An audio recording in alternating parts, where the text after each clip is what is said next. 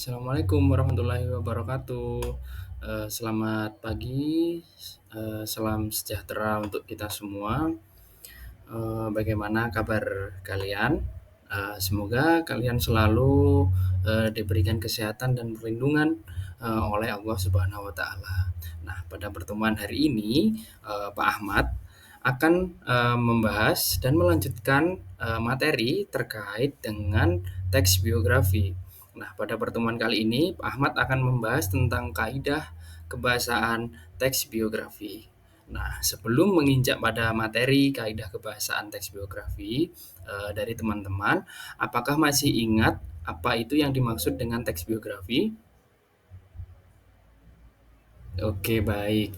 Teks biografi adalah teks yang berisi sebuah cerita perjalanan hidup dari seseorang tokoh. Nah, tokoh di sini bisa tokoh idola kalian, tokoh pahlawan, mungkin bisa artis, mungkin juga bisa tokoh inspiratif yang kisahnya itu bernilai inspirasi dan motivasi untuk seseorang yang akan membacanya.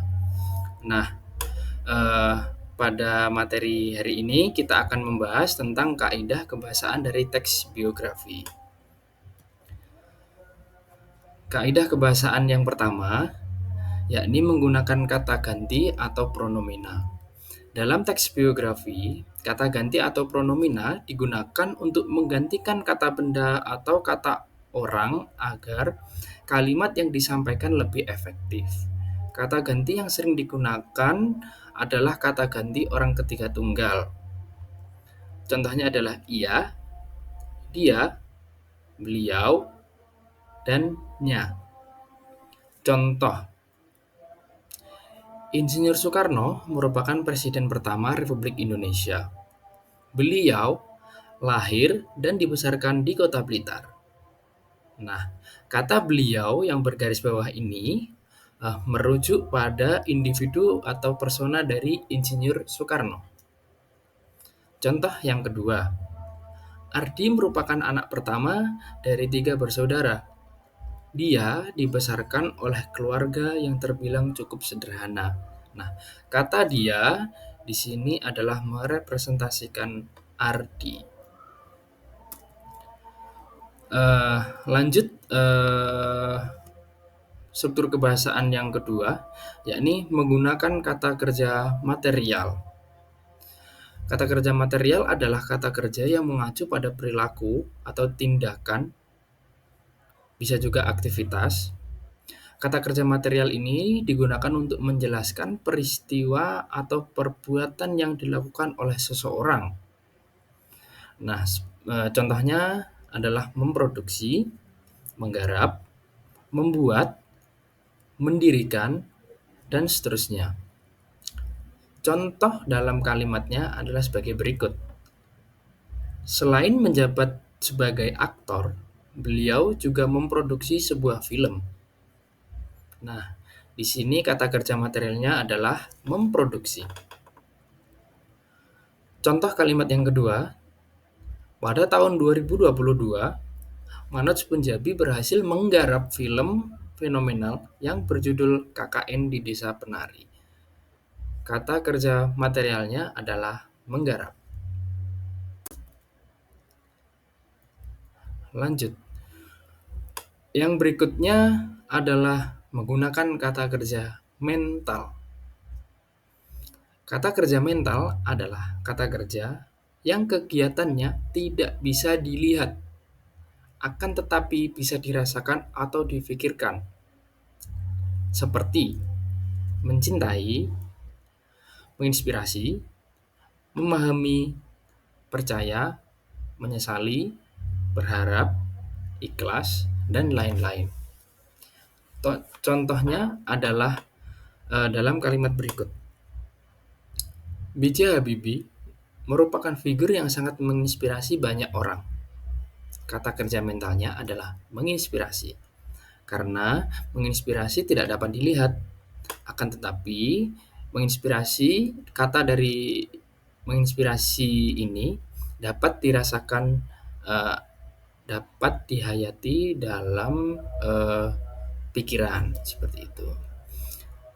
Contoh yang kedua, orang-orang pengungsi tersebut berharap bantuan akan segera tiba. Kata kerja mentalnya adalah berharap.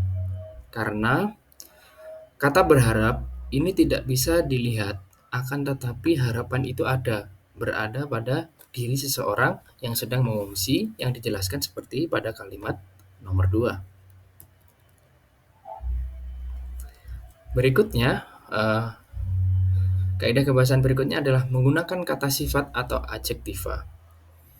Dalam biografi, kata sifat atau adjektiva digunakan untuk mendeskripsikan tokoh yang dikisahkan secara spesifik. Seperti rajin, ulet, sederhana, jenius, cerdik, pandai, dan seterusnya. Contoh kalimatnya adalah sebagai berikut. Selain terkenal sebagai aktor dan komedian, Raditya Dika juga produktif menulis buku. Nah, kata sifat di sini adalah produktif. Nomor 2. Sosok pria yang terkesan sederhana itu tidak ada yang menyangka bahwa ia adalah pemilik perusahaan ternama di Jakarta. Nah, kata sifatnya atau adjektivanya adalah sederhana.